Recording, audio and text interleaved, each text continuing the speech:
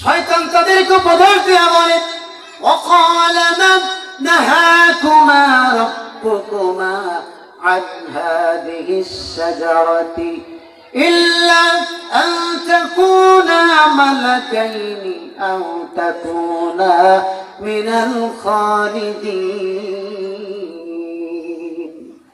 শয়তান বলতে লাগলো, হে আদম, হে হাওয়া, আল্লাহ রাব্বুল আলামিন তোমাদের প্রতিপালক আল্লাহ রাব্বুল আলামিন তোমাদেরকে এই জান্নাতের ভিতরে থাকতে দিয়েছেন। চিরকাল তোমরা এই জান্নাতের ভিতরে থাকো, তোমরা চিরদিন এই জান্নাতের ভিতরে থাকবে। ইবলিস তাদেরকে বলতে লাগলো, আমিও চাই। ইবলিস বলতেছে, হে আদম হাওয়া, আমিও চাই তোমরা এই জান্নাতের ভিতরে চিরকাল বসবাস করো।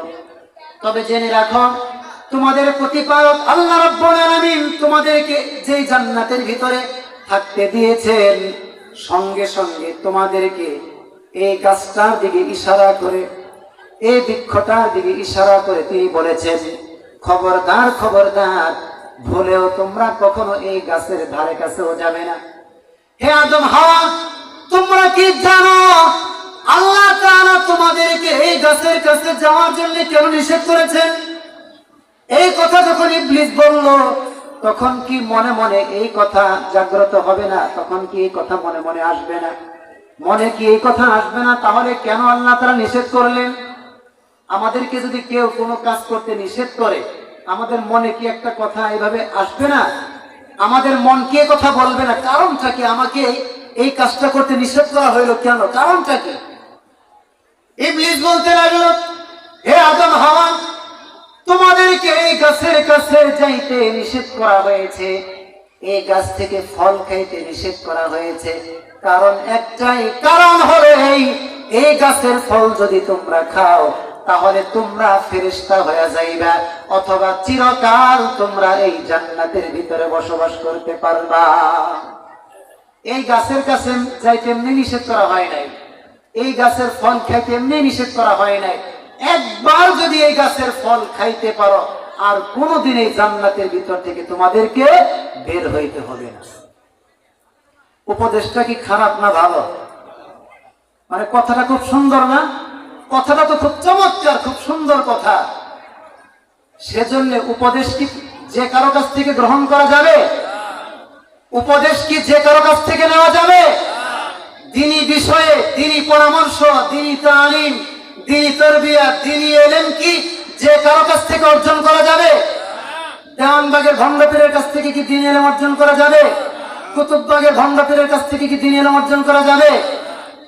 এরকম বহু ভণ্ডপীর বাংলার জমিনের মধ্যে যেমনি আগাছা জন্মায়, বাংলাদেশে এরকম ভণ্ডপীর আগাছা জন্মাইছে, ভণ্ডপীরের আগাছা জন্মাইছে। এরা সুন্দর সুন্দর করে মানুষদেরকে নসিহত করতে থাকে। এরা শয়তানের দল। এরা কার দল? শয়তানের দল। ইবলিস শয়তান উপদেশ দিতেছে। মুসলিম শরীফের মুকদ্দমার ভিতরে আছে, ফানজুরু আম্মান তাখুযুনা দীনাকুম, তোমরা কাদের কাছ থেকে দ্বীন গ্রহণ করবে, কাদের কাছ থেকে দ্বীনি তালিম অর্জন করবে, কাদের কাছ থেকে দ্বীনি বিষয়ে তোমরা পরামর্শ গ্রহণ করবে, কোরআন হাদিসের ইলম কাদের কাছ থেকে তোমরা অর্জন করবে। যাদের কাছ থেকে অর্জন করবা, আগে তাদের দিকে তাকাও। এরা কারা? যাদের কাছ থেকে আমরা ইলম অর্জন করব, আগে কি করতে বলা হয়েছে? আগে তাদেরকে দেখতে বলা হয়েছে। এরা কারা? এরা কোন পন্থী? এরা কি রাজারবাগী, কুতুববাগী? এরা কি কাদিয়ানি? এরা কি সাদিয়ানি?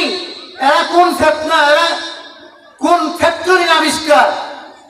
আগে এটা কি করতে আমাদেরকে দেখতে হবে, তাকাইতে হবে। যে কারো কাছ থেকে কি করা যাবে না? দ্বীনি ইলম অর্জন করা যাবে না।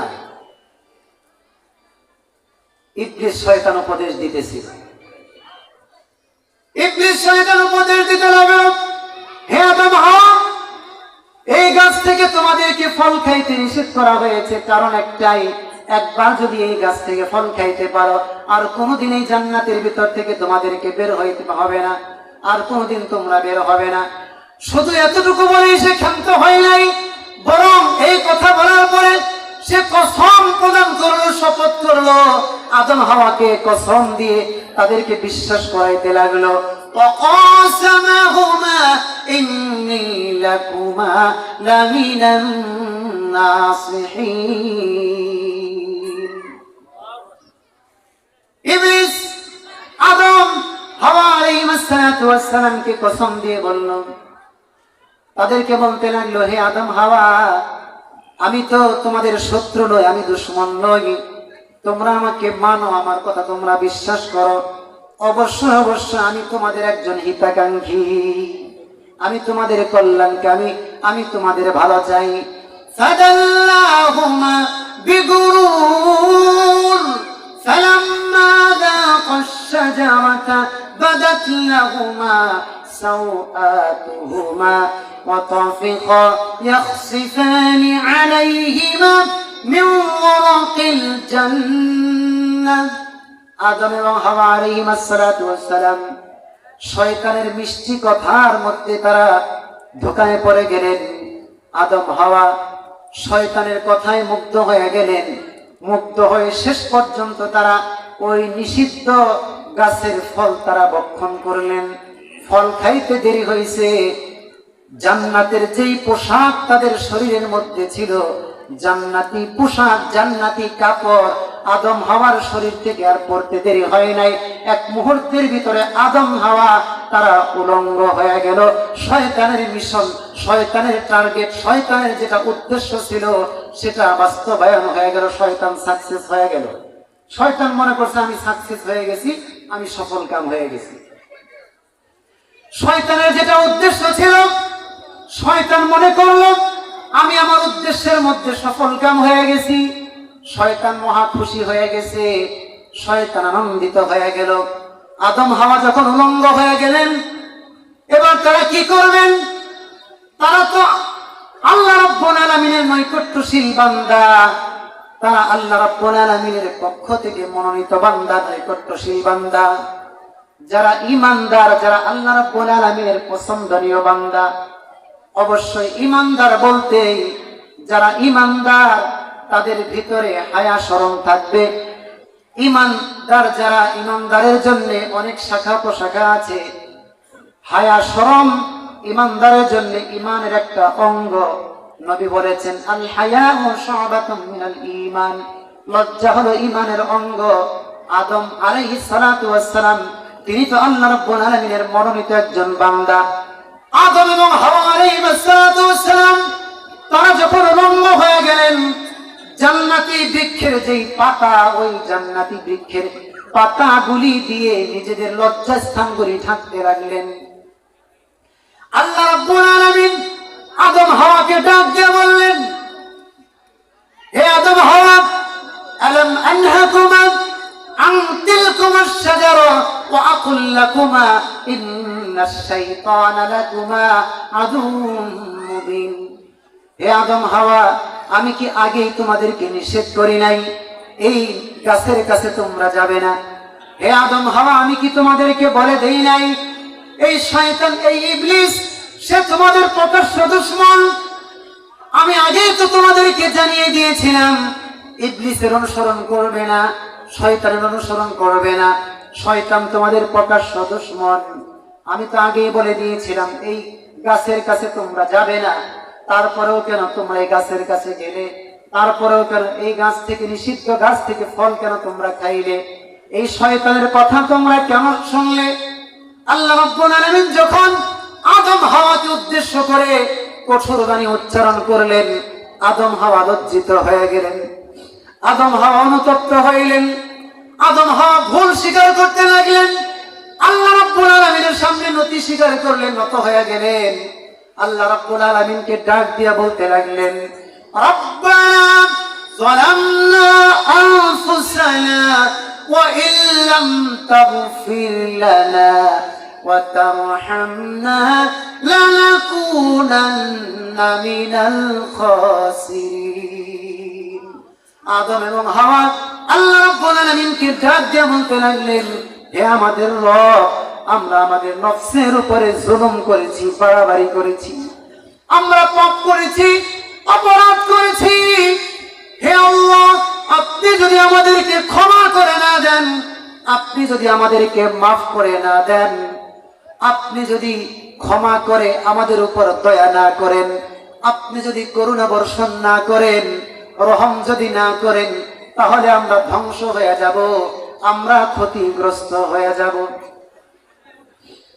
আমরা যারা সাধারণ মানুষ, আদম আলাইহিস সালামের মতো মানুষ, তিনি আল্লাহ রাব্বুল আলামিনের কাছে অপরাধ স্বীকার করেছেন, আল্লাহ তাআলার কাছে মাফ চেয়েছেন। আম্বিয়া আলাইহিমুস সালাম যারা নিষ্পাপ ছিলেন, তারা আল্লাহ তাআলার কাছে মাফ চেয়েছেন, নিজেদেরকে অপরাধী মনে করতেন। তাহলে আমরা যারা সাধারণ মানুষ, আমরা কি নিজেদের অপরাধ স্বীকার করতে লজ্জার কোনো বিষয় আছে? আমরা কি আমাদের অপরাধ স্বীকার করতে পারবো না? আমরা যে অপরাধী, আমরা যে পাপী, আমরা পাপ করি, আমরা গুনাহগার, এতে কোনো সন্দেহ আছে? এমনও কিছু মানুষ আছে, লিডার আছে, নেতা আছে, জোর গলায় বড় গলায় বলে, কি বলে, মানে সিনা টান করে বলে আমি পাপী নই। কি বলে? আমি পাপী নই। মানে তার ভাবটা সে যেন এই যুগের কুতুবুল আলম, মানে সবচেয়ে বড় আল্লাহর ওলি। অবশ্যই ইতিপূর্বে সে হজকে নিয়ে বিদ্রোহ করেছে, সে খারাপ মন্তব্য করেছে। যে ব্যক্তি হজকে নিয়ে বাজে মন্তব্য করতে পারে, সে আর ইসলাম নিয়ে কটূক্তি করতে পারে, ইসলামের কোন একটা বিধানকে নিয়ে কটূক্তি করতে পারে, সে মুসলমান থাকে কিভাবে, তার ঈমান থাকে কিভাবে? সে তো বেঈমান হয়ে যায়, সে তো নাস্তিক এবং মুরতাদে পরিণত হয়ে যায়। আবার সে বলে আমি পাপী নই, তার কোনো পাপ নাই, অপরাধ নাই, সে পাপ করে নাই, তার কোনো ভয় নাই, টেনশন নাই। আস্তাগফিরুল্লাহ, আস্তাগফিরুল্লাহ। আপনারা আমাদের নবী সম্পর্কে কি বলেন? আমাদের নবীর কি কোনো গুনাহ আছে? নাউযুবিল্লাহ। কোনো গুনাহ আছে? আমাদের নবীর কোনো গুনাহ নাই। তারপর আল্লাহ তাআলা কি বলেছেন? আল্লাহ রাব্বুল আলামিন সূরাতুন নাসরের ভিতরে বলেছেন, ফাসাব্বিহ বিহামদি রাব্বিকা ওয়াস্তাগফির ইন্নাহু কানা তাওয়াবা। হে নবী, আপনি আপনার প্রতিপালকের প্রশংসা সহকারে পবিত্রতা বর্ণনা করুন। হে নবী, আপনি বলুন সুবহানাল্লাহ। হে নবী, আপনি বলুন আলহামদুলিল্লাহ। এবং হে নবী, আপনি আপনার রবের কাছে ক্ষমা প্রার্থনা করুন। আমাদের নবীর তো কোনো গুনাহ ছিল না, তারপরেও আমাদের নবীকে নির্দেশ দেওয়া হয়েছে আপনি আল্লাহ রাব্বুল আলামিনের কাছে ক্ষমা প্রার্থনা করুন। আমাদের নবীকে নির্দেশ দেওয়ার মানে এর মাধ্যমে উম্মতকে শিক্ষা দেওয়া। আল্লাহ তাআলা এর মাধ্যমে আমাদেরকে কি করেছেন? শিক্ষা দিয়েছেন যে এখানে নবীকে ক্ষমা প্রার্থনা করতে বলা হয়েছে, আর সেখানে আমরা তো নবীর উম্মত, চলতে ফিরতে উঠতে বসতে কত গুনাহ কত পাপ আমরা করি, তাহলে আমরা কেন ক্ষমা প্রার্থনা করব না? নবী বলেছেন আলা কুল্লুকুম খাত্তাউন ওয়া খায়রুল খাত্তাইনা আত-তাওয়াবুন। জেনে রাখো হে মুসলমান, তোমাদের মধ্য থেকে প্রত্যেকেই তোমরা প্রচুর পরিমাণে পাপকারী, আর তোমাদের মধ্যে সবচেয়ে উত্তম পাপকারী হলো তারা যারা পাপ করার পরে তওবা করে অনুতপ্ত হয়, আল্লাহ তাআলার কাছে মাপ চায়, তারা হলো সবচেয়ে ভালো মানুষ, তারা দামি মানুষ, তাদের মর্যাদা আল্লাহ তাআলার কাছে বেশি। আদম হাওয়া আল্লাহ রাব্বুল আলামিনের কাছে মাপ চেয়েছেন, আল্লাহ রাব্বুল আলামিন তাদেরকে মাফ করেছেন, ক্ষমা করেছেন। মাপ চাইলে কি মর্যাদা কমে না বাড়ে? ইবলিসের ঘাড় মোটা হয়েছিল, অপরাধ করেছে, হুকুম অমান্য করেছে, সে মাফ চায় নাই, অনুতপ্ত হয় নাই, এই কারণে আল্লাহ তাআলা তাকে ধ্বংস করে দিয়েছেন। আর আদম হাওয়া আলাইহিস সালাতু ওয়াস সালাম তারা অপরাধ স্বীকার করেছেন, আল্লাহ রাব্বুল আলামিনের কাছে মাফ চেয়েছেন, এই কারণে তাদের মর্যাদা আল্লাহ রাব্বুল আলামিনের কাছে অনেক অনেক গুণ বৃদ্ধি পেয়েছে। এই কারণে আদমের সন্তান যারা, তাদের মর্যাদাও আল্লাহ রাব্বুল আলামিনের কাছে অনেক বেশি। ছোট্ট একটা কারণে আদম এবং হাওয়া আলাইহিস সালাতু ওয়াস সালাম তারা জান্নাতে থাকতে পারলেন না। ধোঁকা দিয়েছিল কে? শয়তান ধোঁকা দিয়েছিল, ইবলিস ধোঁকা দিয়েছিল। সেই ইবলিস এখনো পর্যন্ত আছে না মরে গেছে? তার পাতা ফাঁদে আমরা কি পা দেব? তার ধোঁকার থেকে আমাদেরকে কি বাঁচার চেষ্টা করতে হবে না? তাহলে কি করতে হবে? বেশি বেশি মাজারে যাইতে হবে, বেশি বেশি তালা বাবা, কেল্লা বাতা, কেল্লা বাবা, খেতার শাহ, নেদু শাহ, অমুক শাহ তমুক শাহ এরকম যত শাহ আছে এদের দরবারে যাইবেন, তাহলে কি ইমান বাড়বে? নাকি ইমান যতটুকু আছে এটাও যাবে?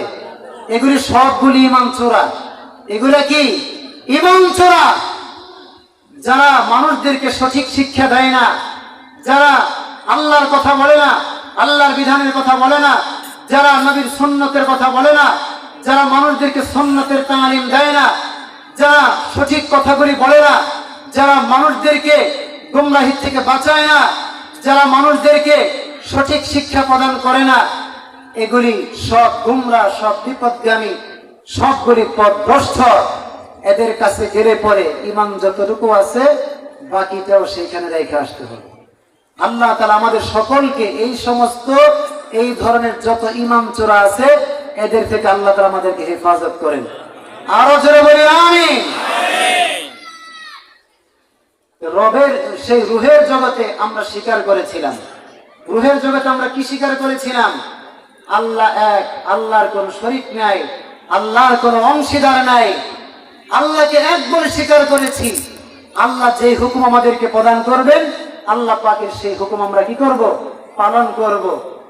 এই দুনিয়ার জীবনে আমাদের জন্য অল্প কিছু সময় আছে, অল্প সুযোগ আমাদের আছে। আমাদের হায়াতটা খুবই ছোট। এইখানে স্বাধীন আমরা। ইচ্ছা করলে আল্লাহ পাকের হুকুম পালন করতে পারি, আবার ইচ্ছা করলে আল্লাহ পাকের নাফরমানিও করতে পারি। কিন্তু আল্লাহ তাআলা একটা সময় আমাদেরকে ধরবেন। একবার আমাদেরকে রূহের জগতে জিজ্ঞাসা করা হয়েছিল। আল্লাহ তাআলা বলেছিলেন, আলাস্তু বিরাব্বিকুম, আমি কি তোমাদের রব নই? এটা এই দুনিয়াতে আমরা আসার আগে আল্লাহ তাআলা আমাদেরকে জিজ্ঞাসা করেছেন।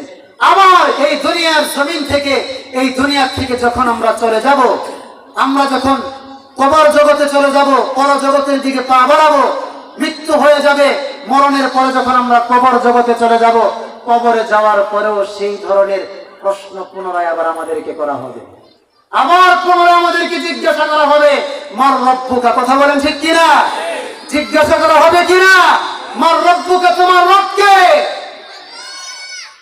এই দুনিয়া থেকে যদি আল্লাহর পরিচয় আমরা লাভ করতে না পারি, এই দুনিয়াতে আল্লাহ তাআলা যতদিন আমাদেরকে বাঁচায় রাখেন, আমরা যদি আল্লাহ পাকের হুকুম পালন না করি, আমরা যদি আল্লাহ পাকের গোলামি না করি, আল্লাহর ভয় যদি দিলের ভিতরে না ঢোকাই, আমরা যদি আল্লাহ পাকের হুকুম পালন না করি, আমরা যদি নামাজ না পড়ি, আমরা যদি রোজা না রাখি, আমরা যদি আল্লাহ পাকের গোলামি, আল্লাহ পাকের ইবাদত না করি, আল্লাহ পাকের পরিচয় যদি অর্জিত না হয়, কবরে যাওয়ার পরে যে ভণ্ডক পীরের পিছনে মানুষ দৌড়ায়, যে বাবার পিছনে দৌড়ায়, যে নেতার পিছনে দৌড়ায়, তার জবান দিয়ে হয়তো ওই নেতার কথাটাই বের হবে। আল্লাহ পাকের কথা সে বলতে পারবে না, আল্লাহর কথা সে ভুলে যাবে। সেজন্য আমাদেরকে কি করতে হবে? আমাদেরকে তওবা করতে হবে, আল্লাহ তাআলার কাছে মাফ চাইতে হবে, জীবনটাকে সুন্দর বানাইতে হবে। বহু গুনাহ আমরা করেছি, অপরাধ আমরা করেছি, আমরা আল্লাহ পাকের কাছে মাফ চাইব। আমরা যদি আমাদের জীবনটাকে সুন্দর বানাইতে পারি, আমরা যদি আমাদের জীবনটাকে দামি বানাইতে পারি, আমরা যদি আমাদের জীবনটাকে আমলি জীবন বানাইতে পারি, আমরা যদি নেককার হতে পারি, আমরা যদি খাঁটি ইমানদার হতে পারি, মরণকালেও টেনশন থাকবে না, কবরে যাওয়ার পরেও আমাদের কোনো কি থাকবে না, টেনশন থাকবে না। তাফসীর ইবনে কাসিরের মাঝে আছে, বিভিন্ন তাফসীরের কিতাবের ভিতরে আছে, হাদিসে পাকের ভিতরে আছে, ইমানদার ব্যক্তিকে যখন কবরে রাখা হয়, ইমানদার ব্যক্তিকে কবরে রাখার পরে কবরের ভিতরে ইমানদার ব্যক্তির কাছে যখন ইমানদার ব্যক্তিকে কবরে রাখা হয়, অতঃপর তার দেহের ভিতরে পুনরায় রূহ দেওয়া হয়। পুনরায় কি করা হয়? রূহ দেওয়া হয়। এরপরে দুইজন ফেরেশতা কবরের ভিতরে আগমন করে। তাদেরকে কি বলা হয়?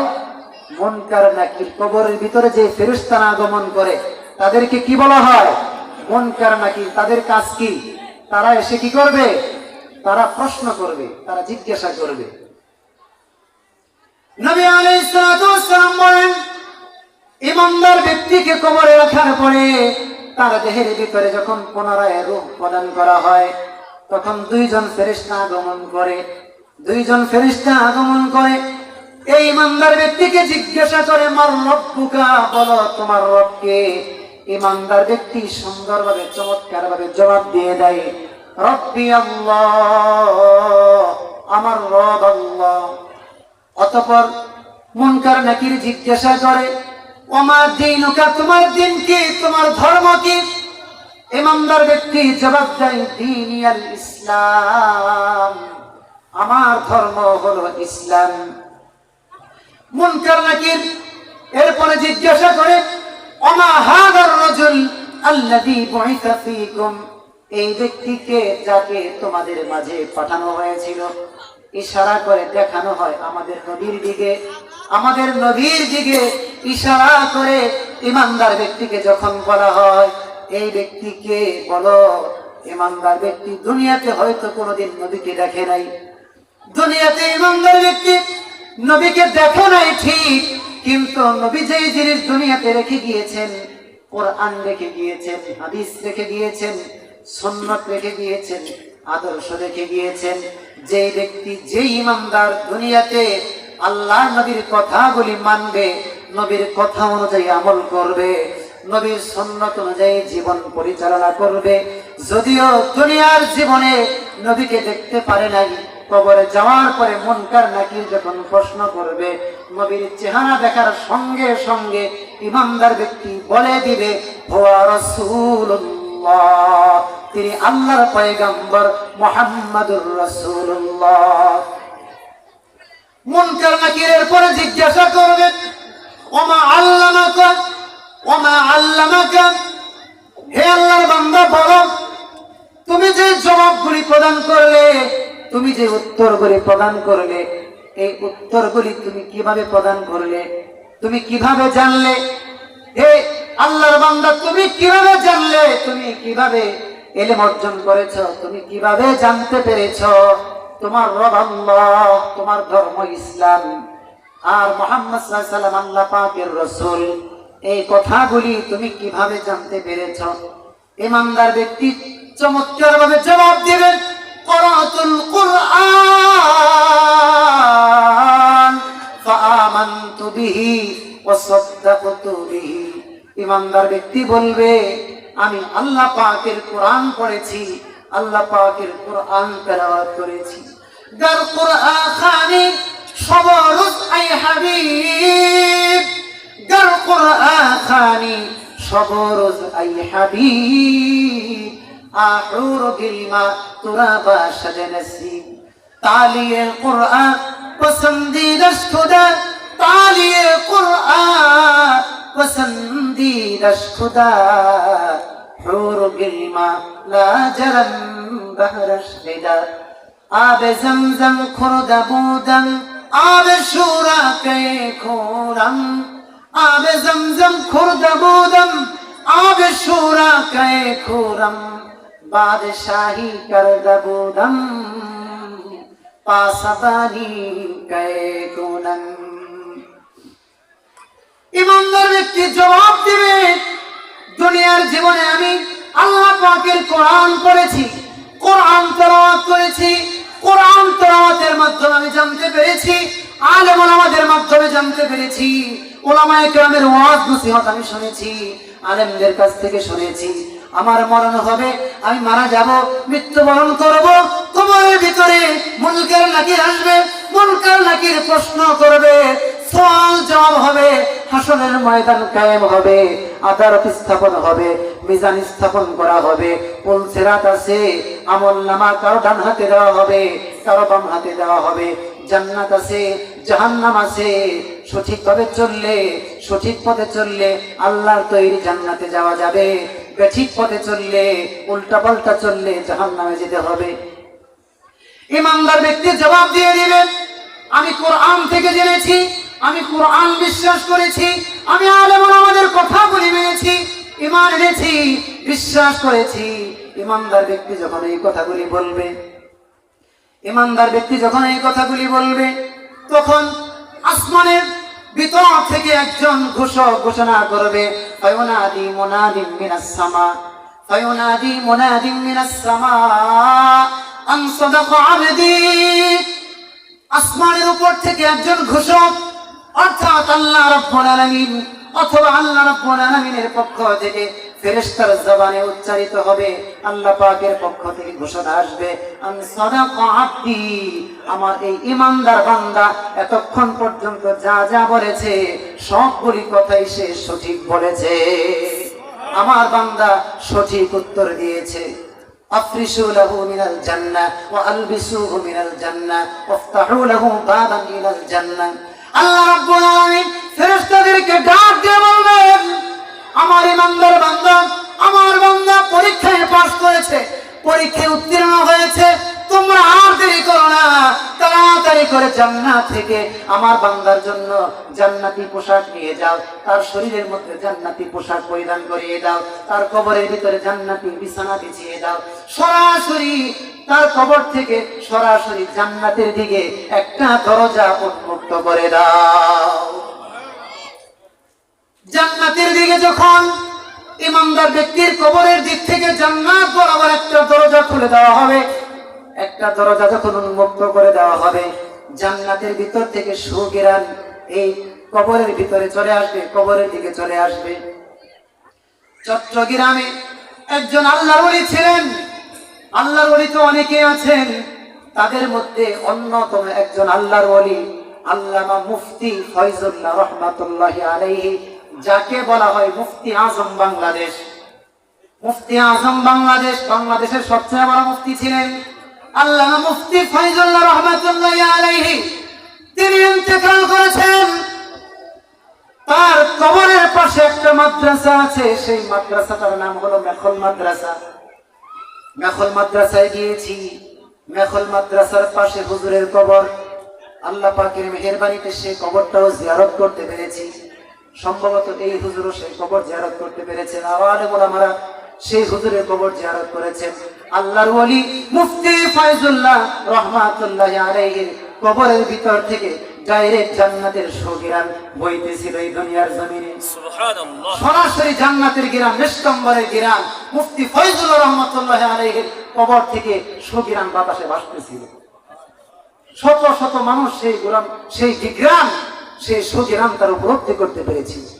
অতঃপর অন্য আরেকজন আল্লাহর ওলির দুয়ার বরকতে আল্লাহ তারা সেই সুঘ্রাণকে বন্ধ করেছে। অন্যথায় যে অবস্থা শুরু হয়ে গিয়েছিল, আমাদের দেশের অনেক মানুষ আছে যারা একটু আশ্চর্যজনক কোনো কিছু পাইলে তারা সেটাকে অতিমাত্রায় ভক্তি করা শুরু করে দেয়। হয়তো এমন হয়তো যে আল্লাহর ওলির সেই কবরটাকে শিরকের কারখানা বানাইতে, সেই জন্য আল্লাহ তাআলা সেই সুঘ্রাণকে বন্ধ করেছে। এভাবে আরো আল্লাহর ওলিদের বিভিন্ন কবর থেকে সুঘ্রাণ বের হয়েছে, এমন অনেক ঘটনা এই নিকট অতীতে এগুলি প্রকাশিত হয়েছে। নবী আলাইহিস সালাতু ওয়াস সালাম বলেন, আল্লাহ রাব্বুল আলামিনের পক্ষ থেকে যখন ঘোষণা করে দেওয়া হয়, আমার ঈমানদার বান্দার জন্য জান্নাতের দিকে একটা দরজা উন্মুক্ত করে দাও, যখন একটা দরজা উন্মুক্ত করে দেওয়া হয়, সরাসরি জান্নাতের ভিতর থেকে সুঘ্রাণ এই ঈমানদার ব্যক্তির কবরের দিকে আসতে থাকে। এইবার আপনারা বলেন, এই ঈমানদার ব্যক্তি ওই কবরের ভিতরে তার কি কোনো টেনশন থাকতে পারে? তার কি কোনো দুশ্চিন্তা আছে? কোনো টেনশন নাই, কোনো দুশ্চিন্তা নাই। এবার আল্লাহর বান্দা আরামে ঘুমায়া যাবে। এরপর নবী আলাইহিস সালাতু ওয়াস সালাম বলেন, অতঃপর এই ঈমানদার ব্যক্তির কবরটাকে যদিও পৃথিবীর মানুষ দেখতে পায়, ছোট্ট একটা কবর, না না না, দেখতে ছোট হলে কি হবে? এই জগৎ, এই দুনিয়ার জগৎ আর কবর জগৎ তো এক জিনিস নয়। কবর জগৎ পুরো আলমে বরজখ, সেটা আরেকটা জগৎ, ভিন্ন জগৎ। নবী বলেন, ঈমানদার ব্যক্তির কবরটাকে দৃষ্টির সীমা পর্যন্ত, যত দূর পর্যন্ত মানুষের দৃষ্টি যায়, দৃষ্টির শেষ সীমা পর্যন্ত ঈমানদার ব্যক্তির কবরটাকে প্রশস্ত করে দেওয়া হয়। নবী আলাইহিস সালাতু ওয়াস সালাম বলেন, ঈমানদার ব্যক্তি খুশি হয়ে যায়, ঈমানদার ব্যক্তি আনন্দিত হয়ে যায়, ঈমানদার ব্যক্তি টেনশন মুক্ত হয়ে যায়। নবী বলেন, এরপরে কিছুক্ষণ পরে ঈমানদার ব্যক্তি দেখতে পায় সুদর্শন সুন্দর চেহারার অধিকারী, উত্তম পোশাকধারী, উত্তম পোশাক পরিহিত, সুঘ্রাণের অধিকারী একজন ব্যক্তি ঈমানদার ব্যক্তির কাছে কবরের ভিতরে আগমন করে আগমন করার পরে ওই ব্যক্তি ইমানদার ব্যক্তিকে সম্বোধন করে বলে, আবশির বিল্লাযী ইয়াসুকা হাযা ইয়াউমুকাল্লাযী বুইদা। হে আল্লাহর বান্দা, তুমি সুসংবাদ গ্রহণ করো এমন জিনিসের মাধ্যমে যে জিনিস তোমাকে খুশি করে দিবে, তোমাকে আনন্দিত করে দিবে, তোমার কোনো টেনশন থাকবে না, তোমার কোনো দুঃখ থাকবে না। এই ব্যক্তি বলতে থাকে, হে আল্লাহর বান্দা, আরে এটা তো হলো তোমার সেই দিন যেই দিনের প্রতিশ্রুতি ইতিপূর্বে তোমাকে দেওয়া হয়েছিল। এই সমস্ত বিষয়ের কথা ইতিপূর্বে তোমাকে জানানো হয়েছে, এই ওয়াদা তো তোমাকে দেওয়া হয়েছিল। ইমানদার ব্যক্তি খুশি হবে, আনন্দিত হবে। এবার ইমানদার ব্যক্তি ভাববে, কল্পনা করবে, এই কবরের ভিতরে এখানে তো কোনো মানুষ আসার কথা নয়। এই কবরের ভিতরে এই মানুষটা কোন দিক থেকে আসলো, সে কিভাবে আসলো, এই ব্যক্তি কে, তার কি পরিচয়। এবার ইমানদার ব্যক্তি জিজ্ঞাসা করবে, মান আনতা, আপনি কে বলেন। ইমানদার ব্যক্তি ওই সুন্দর চেহারার অধিকারী ব্যক্তিকে জিজ্ঞাসা করবে, কে আপনি, আপনার পরিচয় কি। তখন সেই ব্যক্তি বলবে, আরে আনা আমালুকা সালিহ, আমি তো অন্য কেউ নই, অন্য কোনো কিছু নয়, আমি তো আপনার নেক আমল। দুনিয়াতে আপনি নেক আমল করেছেন, নামাজ পড়েছেন, রোজা রেখেছেন, কোরআন তেলাওয়াত করেছেন, জিকির আজকার করেছেন, ইবাদত বন্দেগী করেছেন, আল্লাহর হুকুম পালন করেছেন, গুনাহ থেকে বেঁচে থেকেছেন। আপনি যে নেক আমলগুলি করেছিলেন, ওই নেক আমলগুলি আমি, ওই নেক আমলগুলিকে আল্লাহ রাব্বুল আলামিন একজন সুন্দর মানুষের আকৃতি প্রদান করে কবরের ভিতরে ইমানদার ব্যক্তির সাথী বানায়া দেয়। এই কথা যখন ইমানদার ব্যক্তি শুনতে পায়, ইমানদার ব্যক্তি পাগল হয়ে যাবে। আল্লাহ, এই কবরে আমি আর থাকতে চাই না, এই কবরে আমি আর থাকতে চাই না। রব্বি আকিমিস সাআ, রব্বি আকিমিস সাআ। হে আমার রব, আপনি তাড়াতাড়ি কিয়ামত কায়েম করে দেন।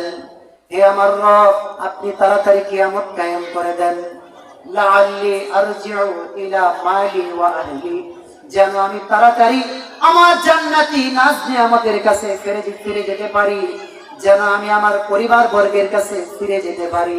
ইমানদার ব্যক্তি আরামে একটা ঘুম দেবে, এক ঘুমে কিয়ামত কায়েম হবে। হযরত ইসরাফিল আলাইহিস সালাতু ওয়াস সালাম সিংহায় ফুৎকার প্রদান করবেন। ইসরাফিল আলাইহিস সালাতু ওয়াস সালামের সিংহার ফুৎকারের আওয়াজে ইমানদার ব্যক্তির ঘুম ভেঙে যাবে। ইমানদার ব্যক্তি মনে করবে, অল্প কিছুক্ষণ পূর্বে আমি ঘুমিয়েছিলাম। এইরকম কবরের ভিতরে যদি আমরা সুসংবাদ পাইতে চাই, এইরকম সঠিক উত্তর করে যদি দিতে চাই, তাহলে কি আমাদেরকে নামাজ পড়তে হবে না? আমল কি করতে হবে না? তার মরণ, মৃত্যু কখন আসবে এটা কি আমরা জানি? জানা নাই। আমাদের নিজেদেরকেও প্রস্তুতি নিতে হবে, আমাদের পরিবারটাকেও কি করতে হবে? গোছাইতে হবে। আমাদের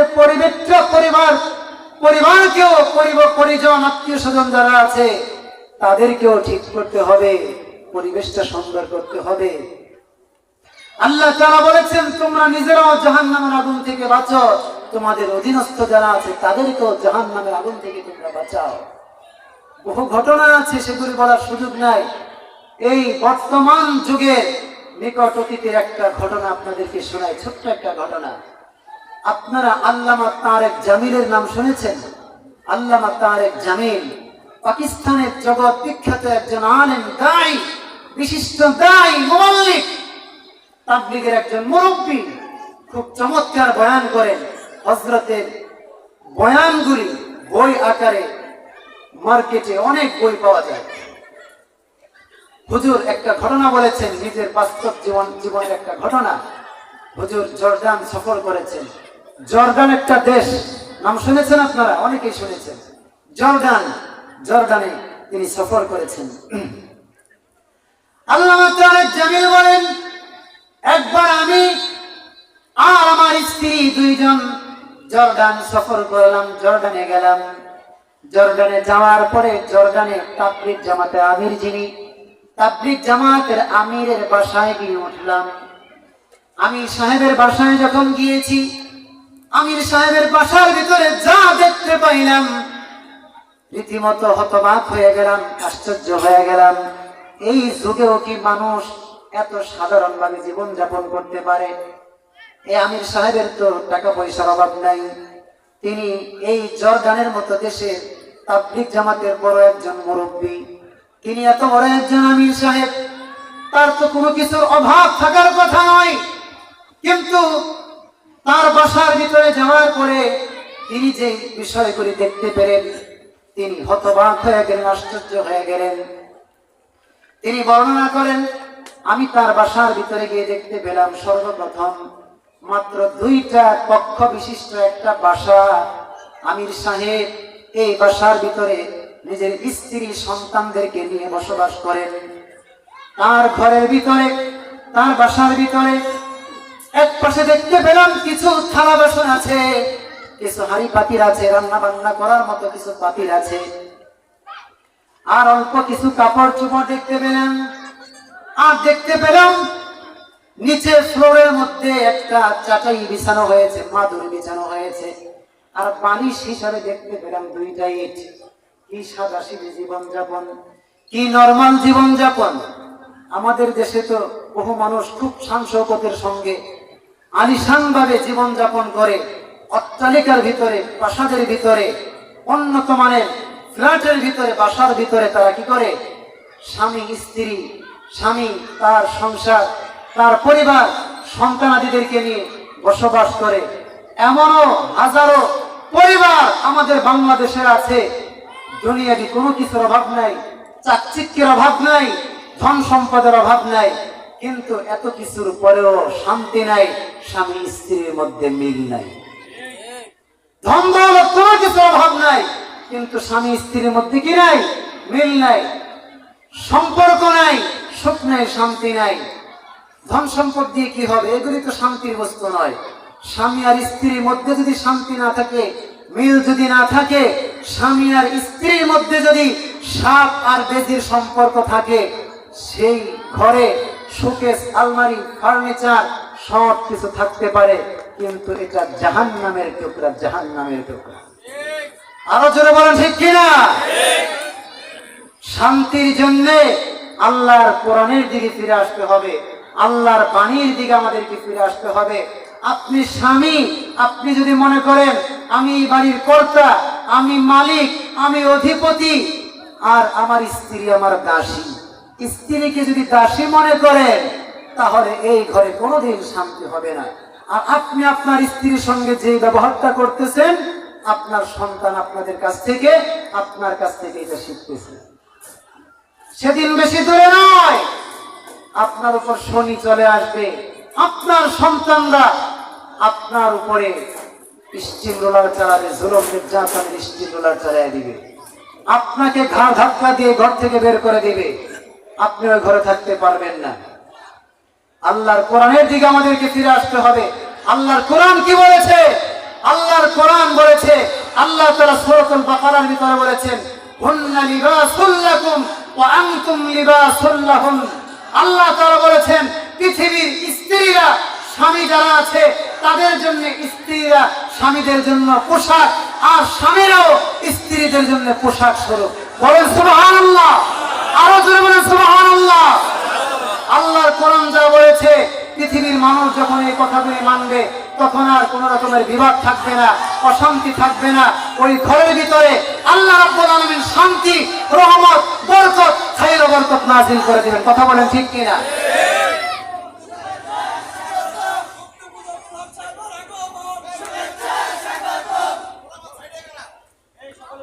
মুহতারাম হাজিরিন, এই বিষয়ে আলোচনা দীর্ঘ করতে চাই না। স্ত্রীরও কিছু দায়িত্ব আছে, স্বামীরও কিছু দায়িত্ব আছে। স্ত্রী স্বামীর আনুগত্য করবে। স্বামী যদি কোনো পাপ কাজের জন্য নির্দেশ দেয়, কোনো পাপ কাজ করতে বলে, সেইটা মানা যাবে না। আল্লাহ তাআলা অসন্তুষ্ট হবে না, এমন কোনো কথা মানা যাবে না। হযরত এসে গিয়েছেন, আলোচনা আমি এখানে শেষ করছি। ওয়া আখিরু দাওয়ানা আলহামদুলিল্লাহি রাব্বিল আলামিন। আসসালামু আলাইকুম ওয়া রাহমাতুল্লাহ। নারে তাকবীর। নারে তাকবীর। প্রধান বক্তার আগমন, শুভেচ্ছার স্বাগতম। জয়পুরাবাসীর পক্ষ থেকে সম্মানিত উপস্থিতি, এখনো যারা এদেশে ঘোরাফেরা করছি, সকলে আমরা প্যান্ডেলের ভিতরে বসে পড়ি। এতক্ষণ পর্যন্ত